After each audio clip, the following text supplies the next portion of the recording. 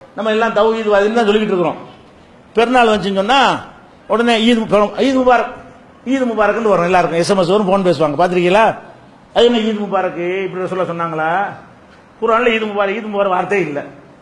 ஹதீஸ்ல ஈத் முபாரக் வார்த்தையே இல்லை. எந்த ஹதீஸ் கிதாபுலயாச்சும் ஈத் முபாரக்னு பார்த்துருக்கீங்களா? கிடையவே கிடையாது.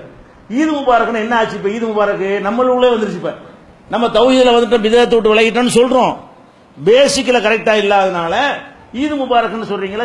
எந்த ஆயத்துல கேட்கணுமா இல்லையா? ஏன் இப்படி ஈத் முபாரக்ங்கிறது என்ன சுன்னத்து மாதிரி ஒரு முஸ்லீமை கண்டு அஸ்ஸலாமு அலைக்கும்ங்கறமே அந்த மாதிரி பெருநாளைக்கு உள்ள சலாம் எது? ஈத் முபாரக். பெருநாளுக்கு அஸ்ஸலாமு அலைக்கும் சொல்றது பதிலா என்ன பெருநாளை கண்டா ஈத் முபாரக் கையை கொடுத்து ஈத் முபாரக்னா என்னடா ஈத் முபாரக் எங்க இருந்தது எடுத்தீங்க? எவன்டா இதை சொல்லி தந்தா உங்களுக்கு? எவனோ ஒருத்தன் சொன்னது இப்படி அனைவரும் செய்யக்கூடிய மார்க்கமா போச்சு. யாருக்கு இந்த வகை வந்துச்சு? எந்த தூதர் இதை சொல்லி தந்தாரு? எனக்கா கேட்டிருக்கிறோமா? அப்ப எப்படிலாம் நுழையுதுன்னு பாருங்க. நம்ம இப்போ நுழைஞ்சிட்டு இருக்கிறது. இப்ப ஒவ்வொன்றும் விழிப்புணர்வு. பழைய பிதஅத்தெல்லாம் நம்ம கலைஞ்சிருவோம், புதுசா உண்டான விழுந்துருவோம். பழைய பிதஅத்தை சொல்லி சொல்லி தந்ததுனால அதை விட்டு விலகிக்கிட்டே வருவோம். நம்ம காலத்துல உண்டாக்குவோம் பாருங்க, அதுல கேர்ஃபுல்லா இருக்க மாட்டோம். அப்ப எதை கேட்டாலும் என்ன செய்யணும்? சொன்னவன ஈத் முபாரக் என்ன ஒவ்வொன்றையும் கேள்வி கேட்டுட்டே இருக்கணும். ஆதாரம் இருக்கா இல்லையான்னு தெரிஞ்சு ஆதாரம் இருந்தா செய்யணும், இல்லாட்டி என்ன செய்யணும்?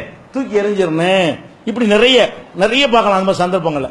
அப்ப நம்ம குர்ஆன் ஹதீஸ் மட்டும்தான் அடிப்படைங்கிறத உள்ளத்துல வைத்துக் கொள்வதுதான் லா இலாஹ இல்லல்லாஹ் என்பதுடைய முஹம்மது ரசூலுல்லாஹ் என்பதனுடைய பூரணமான அர்த்தம்.